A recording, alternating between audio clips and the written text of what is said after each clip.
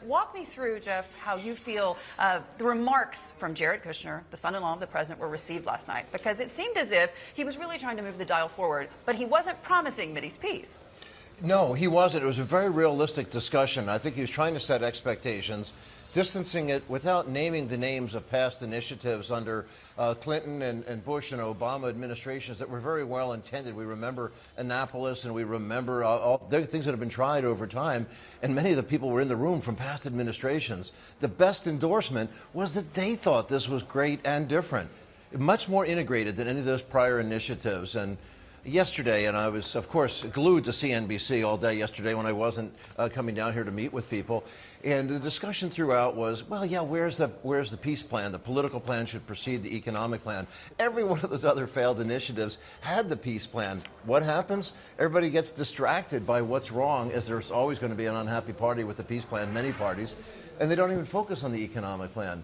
This one, it's a much better economic plan.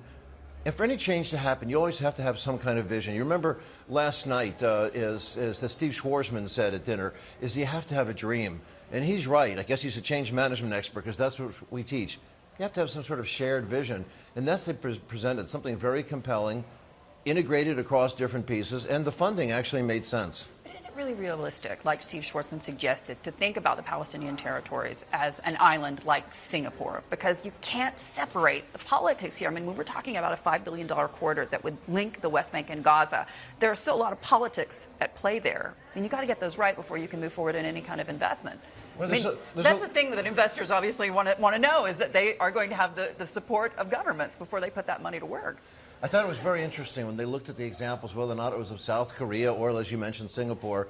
Singapore, and they didn't refer to Malaysia, but of course Singapore got a much faster start than Malaysia did, and you would think there was a sense of envy, as there was then, but it wasn't violent, it wasn't hostile, it wasn't a territorial battle. So those conditions are very different, but the symbiotic relationship is there. Here you have an economy of, I don't know what, $400 billion GDP, and an economy of $8 billion GDP with equal populations side by side, and they need each other. They can't get programmers. They're going off to Ukraine and elsewhere to import programmers.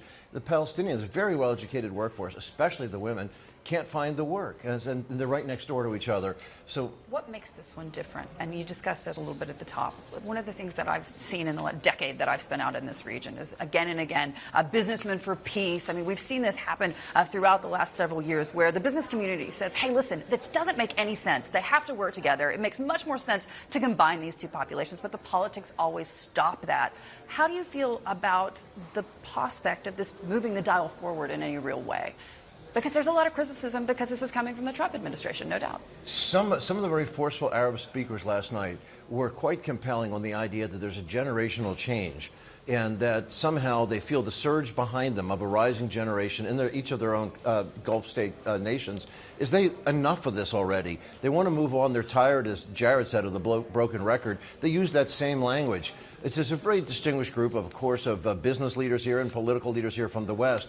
What I think is amazing is who's here from Gulf countries, that these Gulf states that are here, and it's not because of who is not here that's interesting, but it's almost despite that. Rather than to say, oh, where's the Palestinian, where's the Israeli delegation, the key parties aren't here. Well, they're not the ones that are going to be funding this, are they? It's got to be the folks in the Gulf Arab countries. It's the people that were here. The people that were here are funding it. That's right. So you preempted my point beautifully. However, even more so, up until now, every conference that we would have talked about before, every one of these initiatives, the Palestinians were a gateway to these Gulf state nations. Now they're here without them. That's a huge break. And so I think it's actually a positive step that this is moving forward without it having to be filtered or ushered or anything in by Palestinian delegations that are somehow trying to prejudice the discussions. We also see that it's and quite. Yet it still can't happen in a vacuum. It can't happen without them. It can't happen without them, but people aren't happy with the way things are. There's a good deal of discussion, even on the Israeli side, whether or not it's the left or the right. Is the one thing they have in common right now. There's a good deal of confusion. The right sees the problems, and the left sees the problems with what had been perhaps 20 years ago or 50 years ago their vision was. The left and right have, especially with the younger generation, have clustered in the middle. They're ready for something different. Stuck between a rock and a hard place. I wouldn't talk about a rock between the right river now, and the yeah, sea. Yeah.